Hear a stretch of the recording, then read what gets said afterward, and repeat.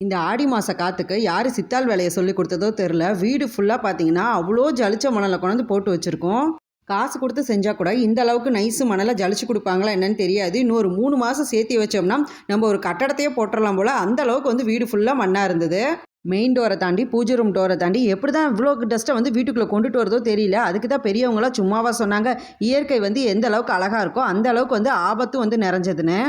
இதில காத்து செய்கிற சேட்டை பத்தலன்னு சொல்லிட்டு எங்கள் வீட்டில் இருக்க குட்டி மேடம் ஸ்கூலில் ஏதோ டிராயிங் காம்படிஷன் வந்து கண்டக்ட் பண்ணுறாங்கன்னு வீட்லேயே வந்து எல்லாத்தையும் வரைஞ்சி பார்க்குறேங்கிற பேரில் நம்ம மூஞ்சில் முகப்பரு வந்தால் எவ்வளோ அசிங்கமாக இருக்குமோ அந்த மாதிரி வாஷ் பேஷனுக்கு முகப்பரு வந்த மாதிரி அங்கங்கே கலர் பொட்டெல்லாம் வந்து அப்பி வச்சுட்டாங்க.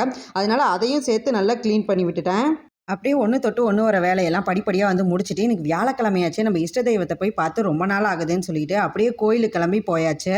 நம்ம எத்தனை நாள் கழிச்சு போய் பார்த்தாலும் ஏன் வந்து என்னை பார்க்கல அப்படின்னு ஒரு துளி கோவம் கூட இல்லாத இந்த சிரிச்ச முகத்தை பார்க்கும்போது மனசில் அவ்வளோ ஒரு திருப்தி.